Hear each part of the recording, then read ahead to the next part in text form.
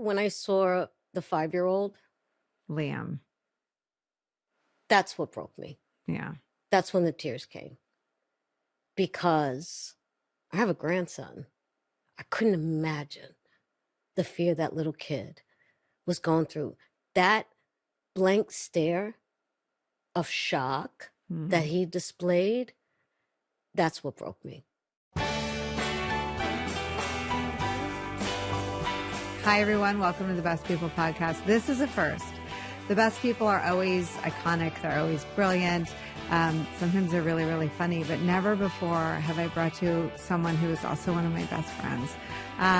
This week's guest is an icon in her own right, nominated for every award that exists, Oscars, Emmys, you name it. She's made all sorts of firsts. But she's also one of my dearest friends. And that's hard as women in jobs like these. I want you to hear from her as much of the time as we have together. I hope it's her voice, her wisdom, her laugh. So without any further ado, this is The Best People, and this is my dear friend, Rosie Perez. Oh my gosh. Hi. Hi. Oh my God. Do I have to give you like a C note for that introduction? No, I mean, I've never had anyone that knows me well enough to, crack me open. And I think because it makes me nervous, right? So you're obviously one of the best people I know. You were on all of the earliest lists of the kinds of people that we would want to bring in, but you know me too well, so I waited. But you're here now. I'm so happy. Me too. I mean, I guess the first thing is like our origin story. And I have to say that you're too deep and real for it to have been like love at first sight, right? I think we kind of endured something fucking crazy the first day and the first week. But I feel like it took longer to earn your trust and to become friends. But I tell two stories about The View. When Whoop was out and we were sort of holding it together, and I think they were like on the street looking for anchors before they thought I could do it. Yeah. And you one day walked out, and I remember you saying to someone, she's going to be a fucking anchor someday. You guys are idiots. And you left. Yeah. And I sat there and was like, wow, I don't think anyone's ever advocated for me the way Rosie just did. I left because I said, if you don't make her the point person, then I'm out. And then I told everyone they were fucking idiots. That's what, I did. I said, she's going to be an anchor. I said, and you're going to feel really stupid. And look at you now. Yeah, but it wasn't like, I would never have said that and advocated for myself. Politics is all sort of behind your back, and this was just a world I didn't really know that much about. And I'd never seen anyone sort of use their power for somebody else like that. Thank you for doing that. Well, it's my pleasure. I don't do it for everyone. It's just when it's well deserved. Yes. I'll tell you when things changed between you and I. It was, for me, I made a statement about George W. Bush, right? And you kind of smirked my way, and I go, what? And it wasn't a great comment, let's just say that. And you said, I bet if you met him in person, you would like him. I said, no, I wouldn't. You can go, yes, you would. I said, no, I wouldn't. You said, yes, you would, because you are much more of a moderate than you want to admit you are. And I went, oh shit, she figured me out. And I mean, it takes one to know one. Yeah, right. And so I was just like, and then you said, you see both sides of the argument. And that's when I started looking at you differently. I just was like, wow, because somebody else, if they would have presented that statement to me, I would have maybe taken it the wrong way. But it wasn't combative in any kind of way. There was no agenda behind it. It was just a funny statement that held truth. And so I remember I looked at you and I went, I don't know. And you started laughing. Well, because someone else there was so agitated by the idea that behind these policies she hated was a human being. And I mean, that's Rosie O'Donnell, obviously, and I'm not a Republican anymore, but being a Republican and moving to New York and going to The View as a person that there was some preconceived notion that I was always going to carry the Republican water at the time that the Republican Party was being taken over by Donald Trump. It's like in some ways, we were like a canary in the coal mine, right? And I get fired because I wasn't Republican-y enough, which is funny to me because George W. Bush, when I first moved to New York, was loathed for a lot of decisions that were That's very an unpopular, understatement. right? And I also remember, I got fired in Variety, and I remember calling you and I said, "Is it true?" You're like, "Of course it's true. It's fucking Variety." Like, I don't know. But it was such a journey. It's funny though that you say about we're talking about not being so absolute. That's what the problem is, right? Right Yeah. now, is everybody is so polarized and no one can see the gray area. And the gray area is what used to make us great.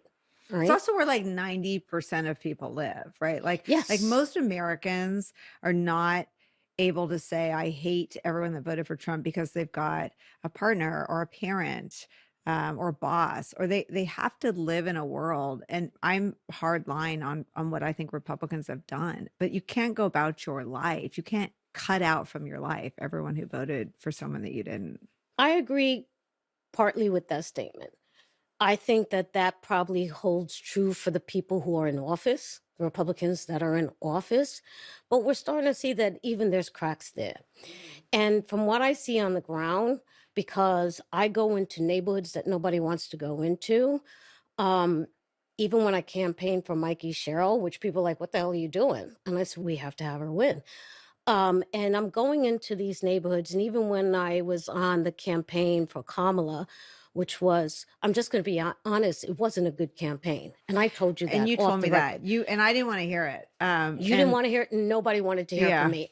Remember I said she's calls. going to lose. And the calls, and you knew it on the calls. I knew it on the calls from what people were telling me, because I have learned through people who are MAGA in my family and some people who are friends and everything. I have learned to stop yelling, and I've learned to listen more.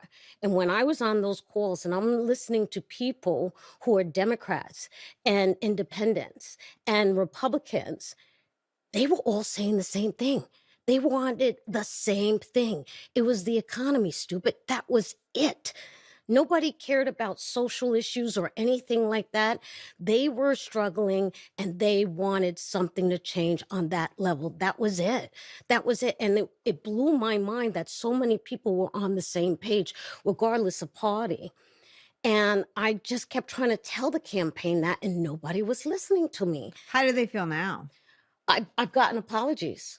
I've gotten, not from everybody, but I've gotten apologies. And How do those voters feel now, though? If the economy was what they wanted, do they feel? they feel disappointed. They feel disappointed because they truly believed in Trump and saying that on day one he was going to fix the economy, and that is not the case right now. So they feel disappointed. And that's even some of the MAGA in my family. I have one particular MAGA person in my family, she told me the other day, all right, listen, I'm just going to be honest. I said, what? And she goes, I don't agree with everything that this man is doing right now. And I went, oh my God, what date is it today? I'm going to write this down. She goes, if you keep on, I'm going to hang up. I said, okay, I'm sorry. And, and the number one issue was the economy. For her, it was the economy. And then the second issue, to my surprise, was ICE. I said, really? Because that was the second reason why she voted for him. One was the economy, second was immigration. And so my point is that there's so many Americans right now are feeling the same way, and we're not talking to each other.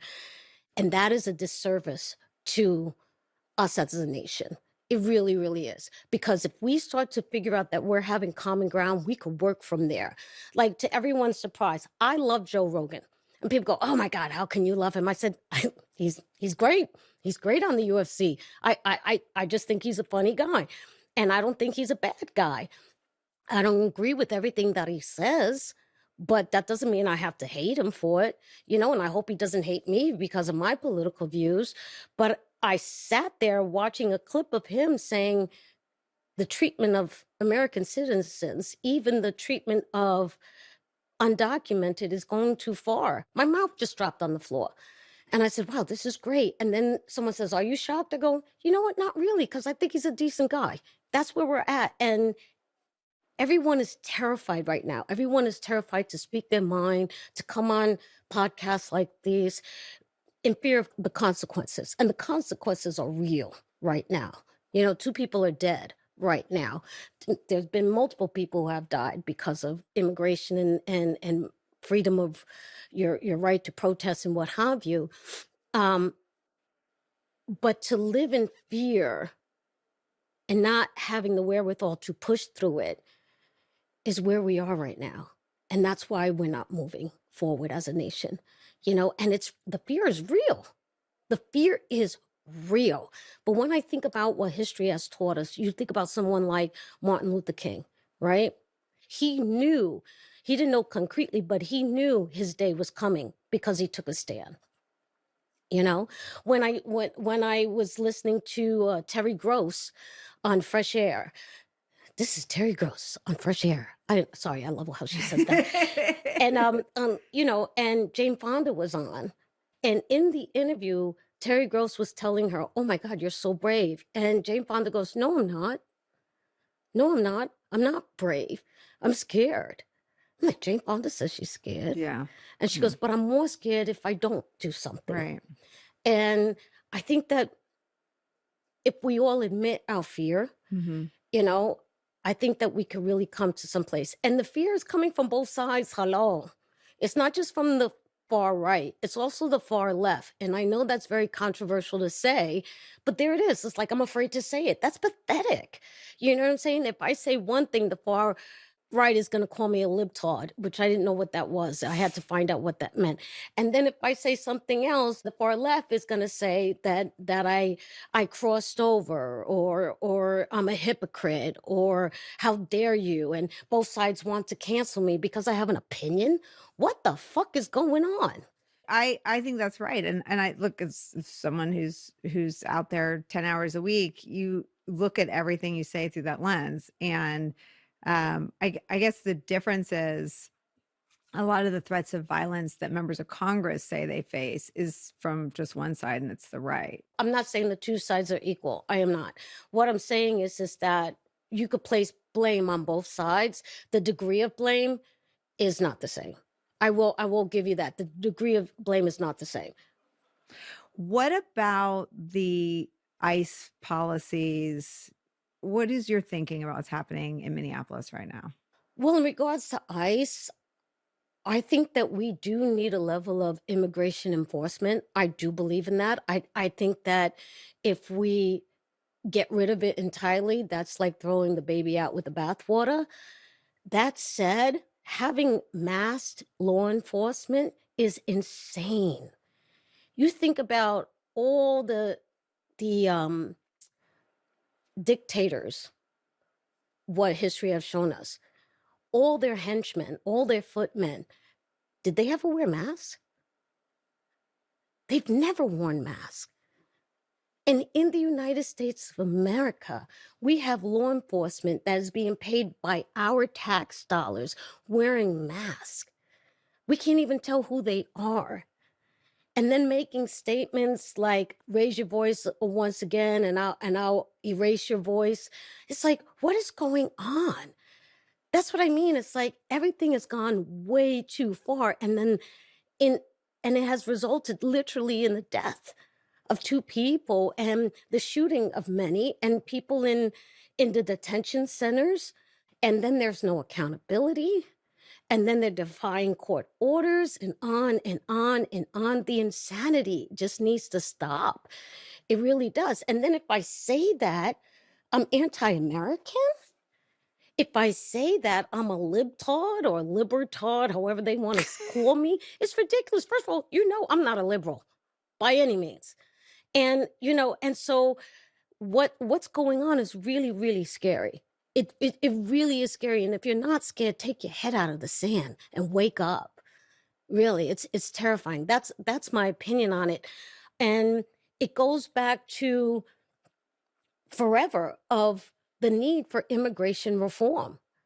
You can't have like ICE be the number one funded law enforcement in the entire nation. How many billions of dollars are they been given? Gazillion. Yeah, Yeah. and you just can't do that and just give them this absolution of power. It's not American. It really isn't. And I have to say it again, people, you may disagree with me. That's fine. It's my right to say it as an American. We do need some type of enforcement on immigration. We do, you know? And we do need to get hardened, violent criminals out of our country. We do. But somebody who has applied for asylum and is going to court and following the paperwork, you're really going to do that to them? You're going to put them on that same level? It's sad. It's just, it's really, really sad. And I've texted you. I'm crying. My husband goes, please, Rose, turn off the TV. Because I'm watching this and I'm literally sobbing. My friend Peter came over to dinner. He goes, you all right? I said, no, no. I've been crying all day. I've been crying all day. It's just, it's too much. I mean, I think that what people feel when you look at the numbers just on the Trump side, the promise is to remove the worst of the worst. The worst of the worst are primarily in jail. They're adjudicated criminals. By and large, the people they're targeting at preschools and at landscaping jobs and at schools and in hospitals are not people who've committed any crimes, let alone violent crimes. And I think the people out in the streets and Renee Nicole Good was blowing a whistle for the people sort of targeting people who are parts of our communities. But this issue of going into schools and using a 5-year-old as bait and going into hospitals and people afraid to take their severely ill children to the hospital because they're afraid they'll get separated, either the child deported or the mother deported, or, does feel like an effort to break the fabric of our society. Yeah. I think when I saw the 5-year-old, Liam. That's what broke me. Yeah. That's when the tears came. Because I have a grandson. I couldn't imagine the fear that little kid was going through. That blank stare of shock that he displayed, that's what broke me.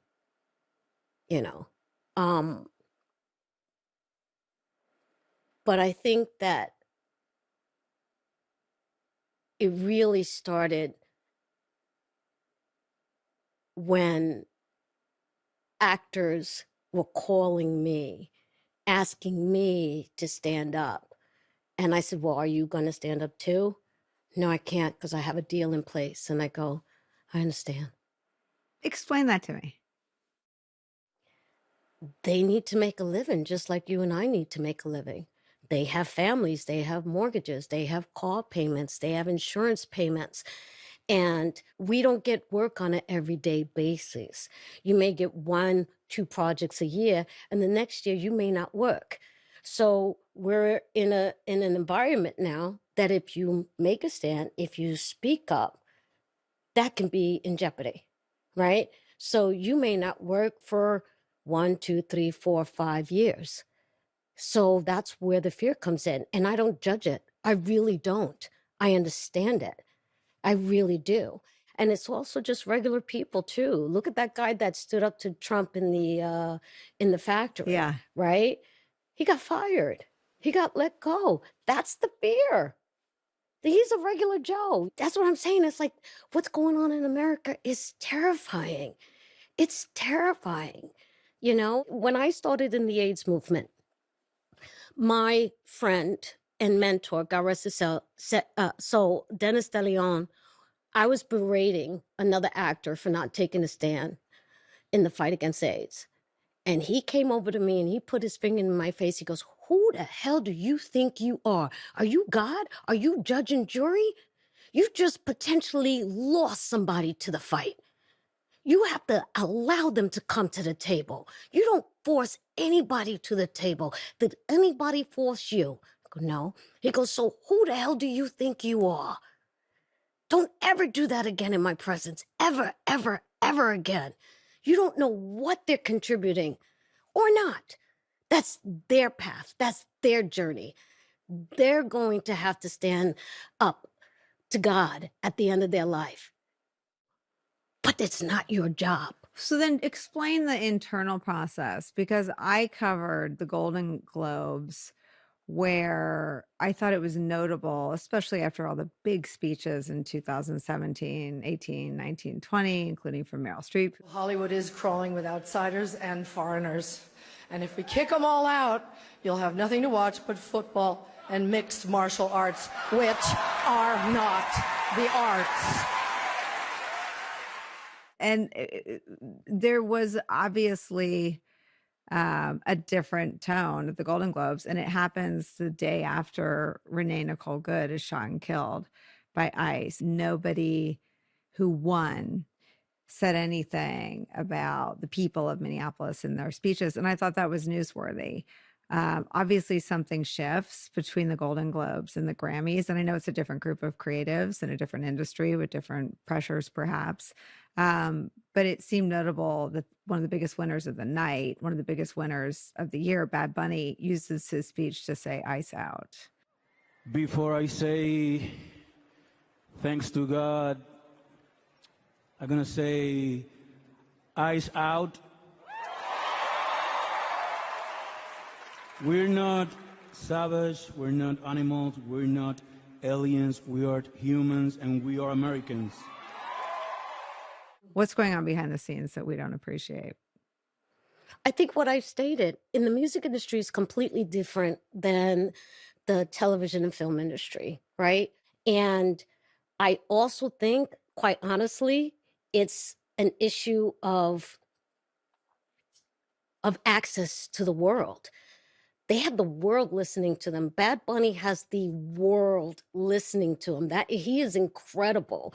He really is incredible. And I also think it's part because he's Latino. I mean, it's the Puerto Rican spirit there as well. But then you look at somebody like Billie Eilish, she does it too, you know? So Lady it's Gaga did and it Lady too, Gaga yeah. and everything like that. They have armies behind them of support where a lot of actors do not. I do have to say that, but I will give you that there are a lot of actors out there that are extremely privileged, extremely well off, constantly working, and can afford maybe a couple of years of not working, but they're still fearful. I mean, if you're not in the industry, it's hard to understand what the changes in ownership mean for you, for creative people. What does it mean to have, I know Jane Fonda put out, had a position about some of the mergers. What is just the consolidation and the presence of really Trump-friendly people in the mix mean for actors? We don't know yet because we haven't seen anything concretely that would point to, see, now they're in control. This is what's happening. I want to just wait and see, but it is troubling. It is very troubling. And I mean, it's happening in our world too, obviously. Yeah. And then also it's like fewer people making the bigger decisions. Right. That's troubling. You know what I mean? So you don't have as many various different platforms that you can say, oh, they don't want me. Well, maybe this platform may want me or what have you. But I just want to wait and see what happens to see if that is the case. And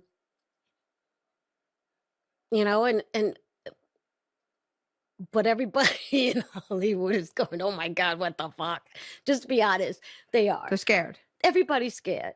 I'm scared. Everyone's scared. That's the whole thing, is that, everyone thinks like I'm talking to you and I look so brave. I'm terrified. Yeah. I'm Of terrified. what? Like that one comment will be taken out of context and attacked by the right and the left, or And both, or all, or yeah, none. Or yeah. And yeah, it's just like, you take a chance. You take a chance, and it is scary. yeah, It is a scary place to stand in. yeah, And for and I sure. just hope, if anybody takes anything away from our conversation, is what I went back to in the beginning. Even Martin Luther King was Right. scared. It's You know? not what you do or don't do because you're scared. It's like it's baked in that we're all scared. It's a scary moment, and then what do you do while you feel afraid? Yeah. Yeah, Vote. you vote, and I guess I have covered the institutions, obviously, for the last 9 years, and I watched one by one as they fell. For me, it was sad that the Republicans in Congress didn't believe anything they said they believed. And so for me, watching all the institutions fail, and Eric Holder said it in last week's podcast, that the Republicans in Congress failed, the Congress by and large failed, the Justice Department has fallen. The Pentagon appears to be falling under Hegseth. And so to me, to see the people of Minneapolis be the ones that say this stops with us.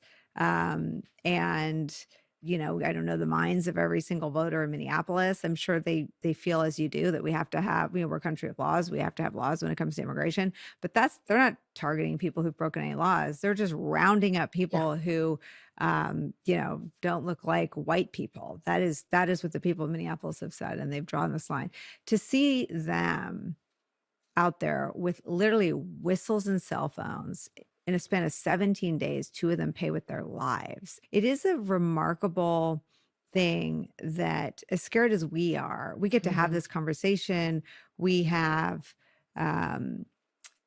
all sorts of privileges that people out there walking the streets, businesses that close and can't really afford the losses, but they close because it matters what's happening in their community.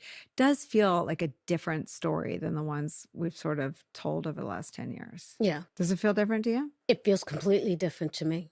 And I'm thinking back what you had asked me, what's the difference between the Golden Globes and the Grammys? I think that short period of time. Yeah, the country changed. The country changed. Yeah.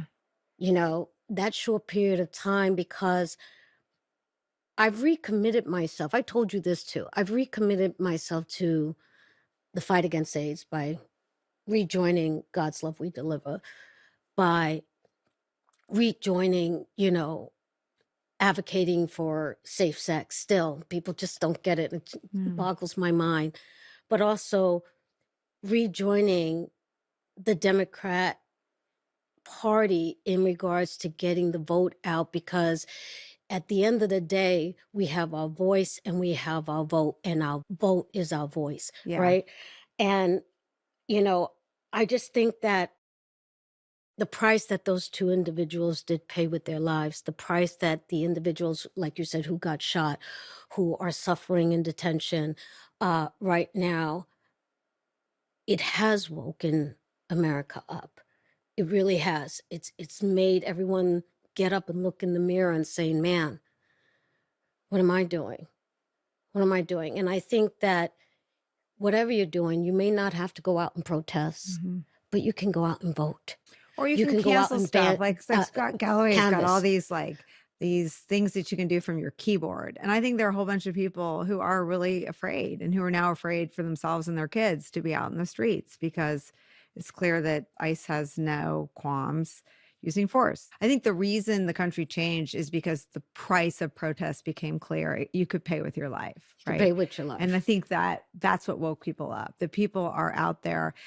It's also freezing. Like, it's freezing in New York. It's whatever is 10 steps beyond freezing in Minneapolis, and they're out there every day. Every day. But I think that the space that I'm trying to understand better is this, what people can do in the safety or privacy of their own homes in terms of changing their spending patterns. Yeah, because brick and mortar is not really, a thing as it was before. So you can force companies to change, like with the Jimmy Kimmel. It was All you had to do was this. That Right. was your And no one protest. knew, right? And nobody knew. Nobody knows your name. There's not going to be someone on Twitter But there was or on safety in Instagram numbers because they're saying, you piece of right. shit, you canceled Disney, Yeah. you liberal, you Yeah. far lefter. I feel like someone on the left has to like reappropriate. Like the right is so good with the smears that they just make you feel like an idiot. But I don't even know what the like you call someone MAGA, they're happy, they're proud. Why are Yeah. liberals so afraid of being called liberal? Like people, I'm not a liberal. Why did that become so negative?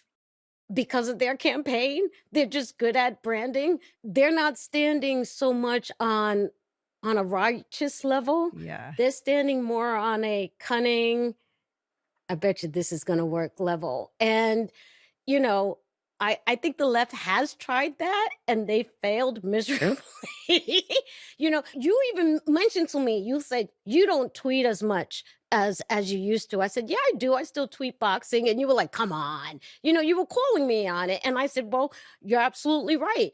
Because for me, it just wasn't effective, and I was becoming a part of an algorithm that I didn't want to become part of. And there were people who were on the far left who were telling me what to tweet, and I'm like, I'm not going to tweet that. You guys sound stupid. But I don't know. I don't know why they're better at it, but they are. They are. They No, are. they're good. They're good at the trash talk. What is your boxing world for people that don't know you in that world? I would say that there are a lot of things politically and economically that are changing in the boxing world right now. There's people who are advocating to eliminate or to amend the Muhammad Ali Act, which will hurt fighters immensely. So people know that I'm against that. They want to amend it so that it would benefit the promoter and managers much more than the fighters. And so that's why it was in place from the get-go. So that's really troubling to me. And that's like an old-fashioned sort of labor fight, right? Yes. Like if you are looking for like a parallel. Yeah. But with boxing, to me, boxing is so honest in its depravity. You know what I mean? I have learned in boxing, just sit back and wait this out. They're going to come back around because they know that I don't have an agenda. I don't have a soapbox that I'm standing on outside of that soapbox advocating for the fighters. That's all. I am a super insane fan who wants to stand up for the rights of these people who are getting bashed in the face for our entertainment, who are literally putting their lives on the line for our entertainment.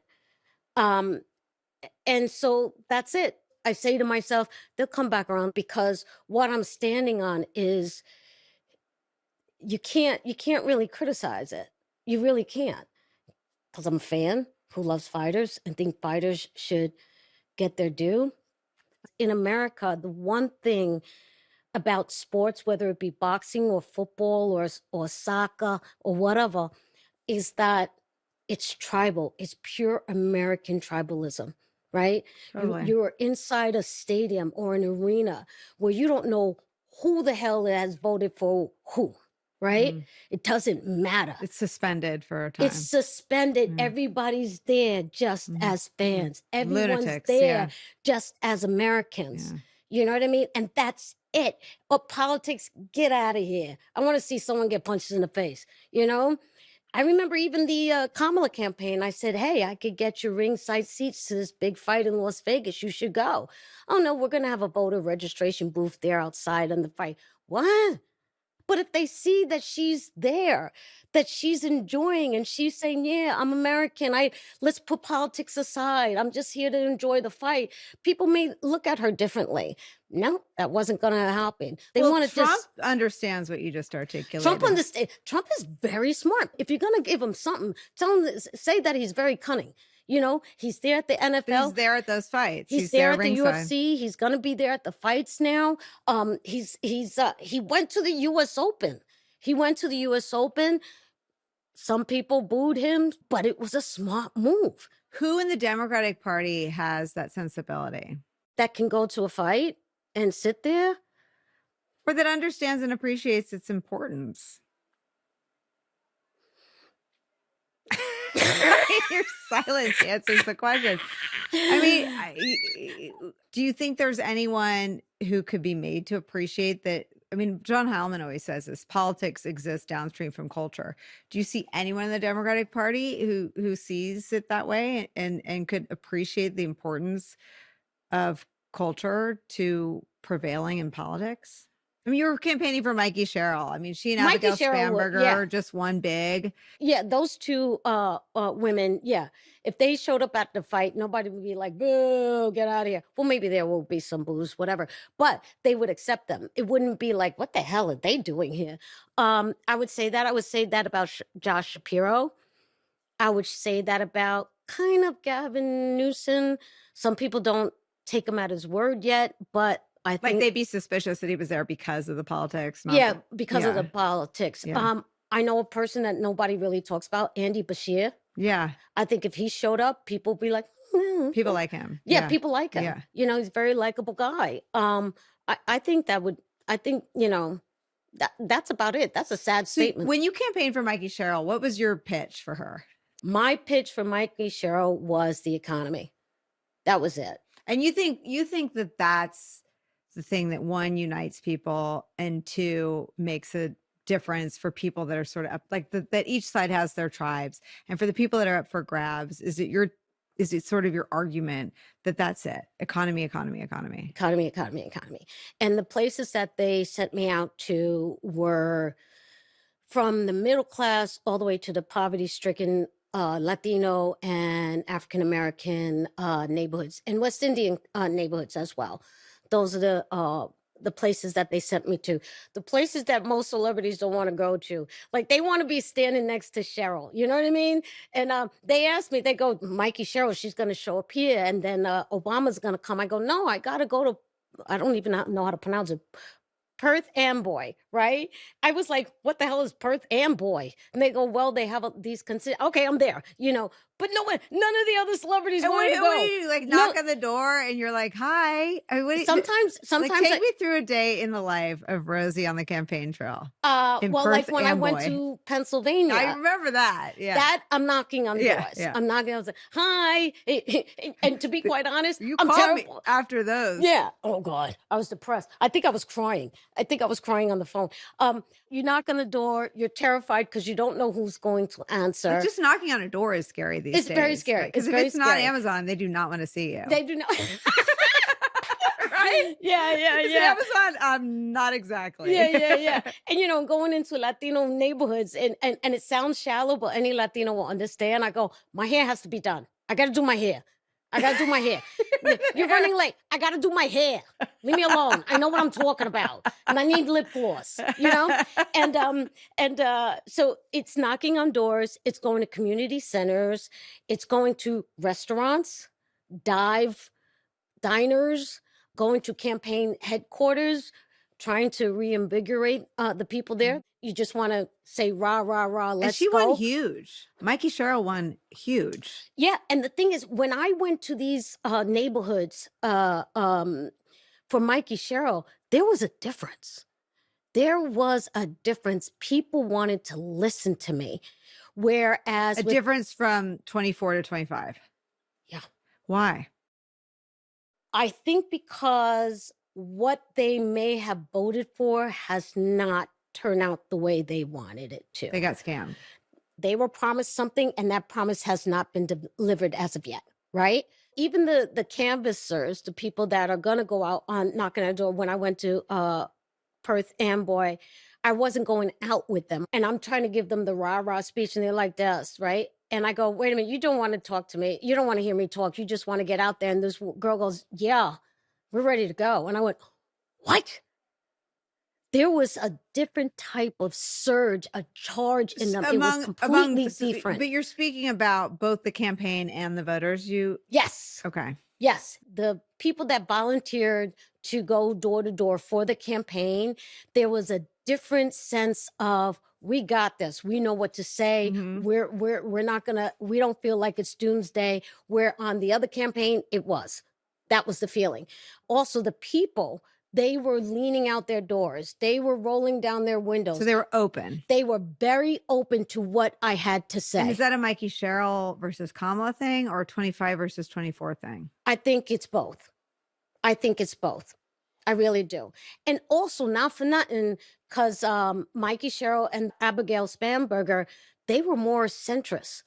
They were more in the middle. If they were slightly progressive, but they weren't far left. And I think that that's why the American people were like, okay, I'll listen to you. Do you think Harris is far left? I want to be quite honest with you, and it's no disrespect to the former vice president. I never got a hold on what she was. I really didn't. I couldn't figure it out. I'm just being honest.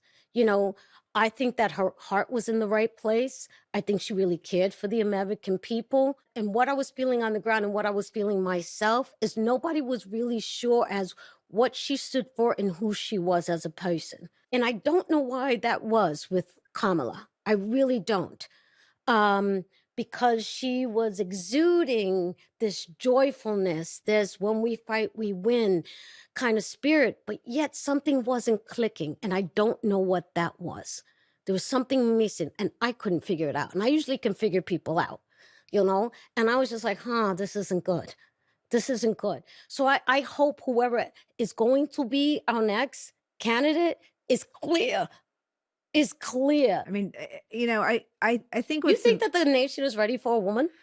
I mean, I don't know. And after 16, I'm totally out of the prediction business. I do think there will be a woman. We're just going to run out of men. And like anyone looking at what's going on now and is like, yeah, more of this, should have their head examined. And I think your story of doing what you've always done, and you know, you were involved with the AIDS movement at a point when it wasn't just not popular, it was viewed as a potentially risky association.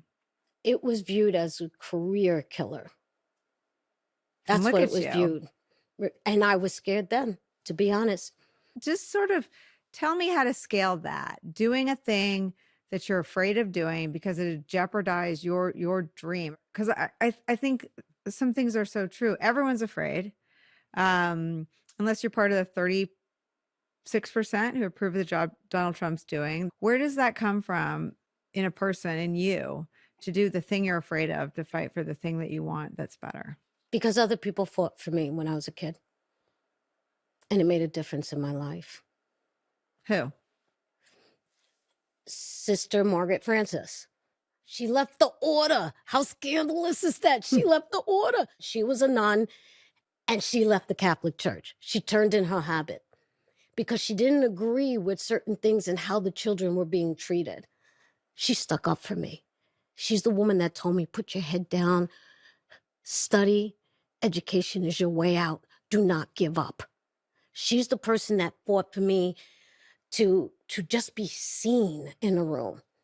And she didn't have to do that. And she wasn't supposed to do that. And she did anyway.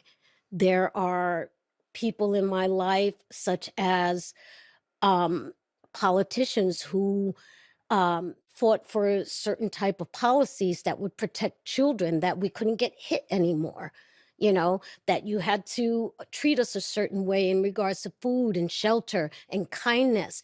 They literally passed policy for that to happen. People don't understand, like, I know I look cute, but I'm old. I'm next to clearing my senior citizen check, okay? That's how old I am. And but back then, people had the right to beat me. They had the right to do certain things to me. And there was no law to say no. And people fought for that to happen. And could have jeopardized their livelihood as well. And they didn't. There were teachers that stood up for me because I was treated poorly in schools, because I came from the child welfare system and the foster care system. And there's so many people that stood up for me and fought for me. And that's what gives me the courage. But also, I have to tell you, it's because I am who I am. I was born this way, and I knew it from day one. We have a suffragette in our lineage, which I never knew. And I went, oh, well, that makes sense. You know what I mean? I just think that's who I am.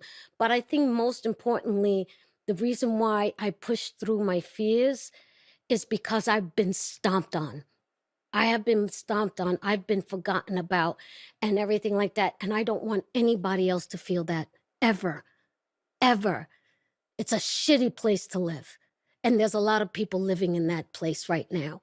And when the AIDS movement came about and one of my good friends, my ex-boyfriend, passed away from AIDS, and before he passed, he told me, Rose, show up for the cause, not the cameras. Fuck your hair. And it changed me. It changed me because it immediately made me remember of all those people that stood up for me and took a chance. And at the time, I had representatives telling me during the AIDS movement, could you stop? Could you be quiet? And I go, no, I can't. Well, you're not going to get this job. And I would cry. Really? Is that real? Yeah, you're not going to get this job. You're too controversial.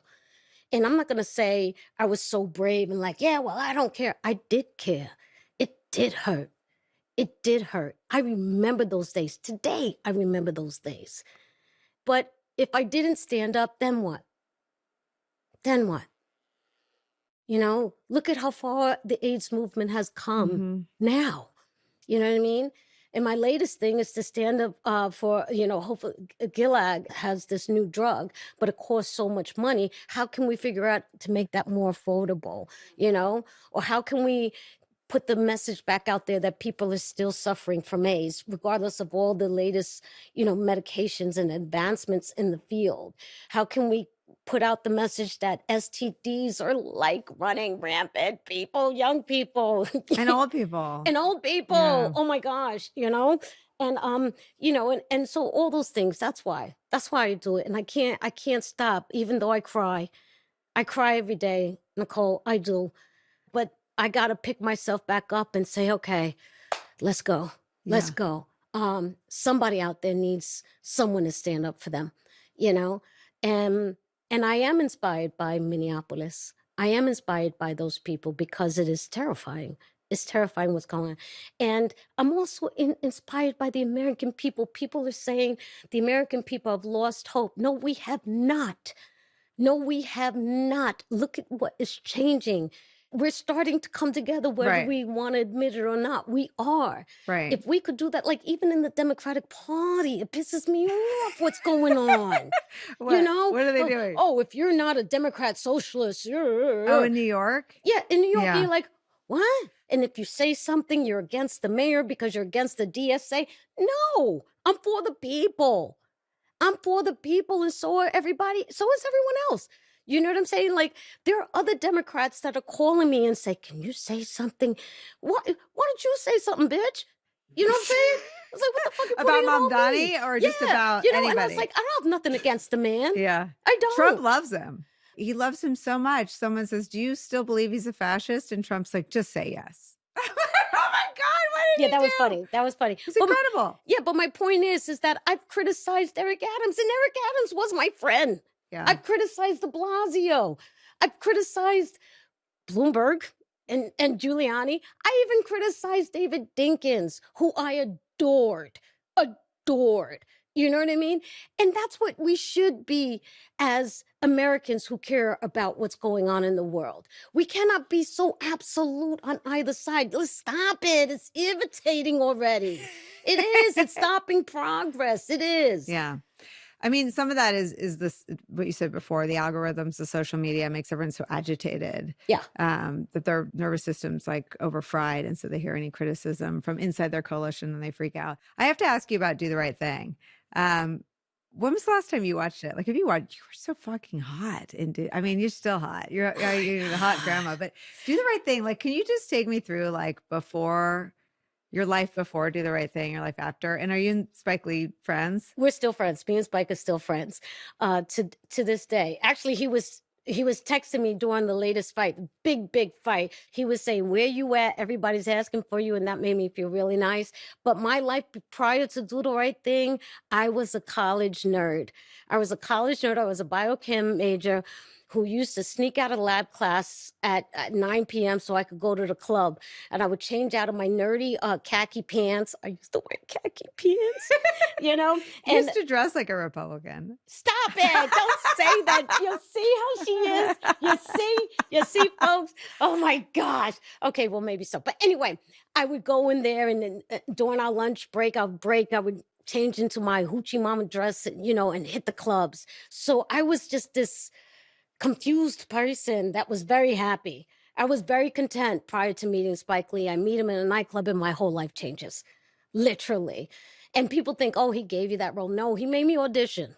He made me audition to make sure, because he's smart like that. But he literally has changed my life.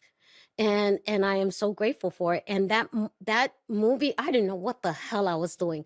I really didn't. If it wasn't for God rest his soul, Danny Aiello, I don't think I could have pushed through. I really couldn't. And Ernest Dickinson as well. They taught me so much. So much. Any actor out there listening, it's like Danny said, come here. Tomorrow's your day off. I go, yeah. He goes, don't sit at home. Come to set, sit next to me and watch. That's how you're going to learn. You watch. You sit there, just be quiet. Don't say nothing because Spike will get annoyed. Just watch.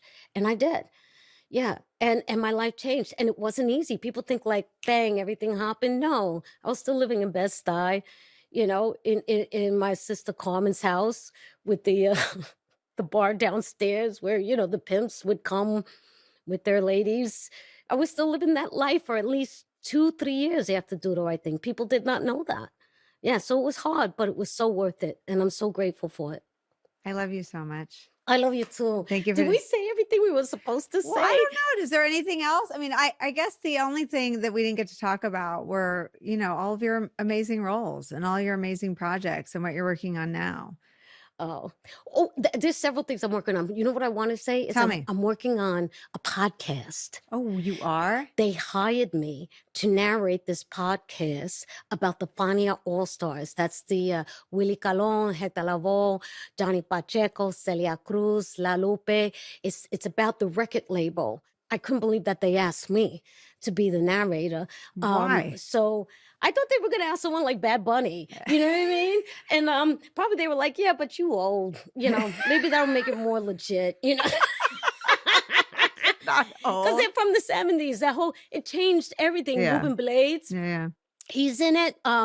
It's just that's what I'm working on, and I'm really, really proud of it. But lastly, and most importantly, I want to say thank you for you being my friend. There was a lot of things that happened when we first met, and some of those people I'm in touch with, some of them are not. But me and you have stayed constant, and I love you. I love you, and I adore you. And my husband says hello.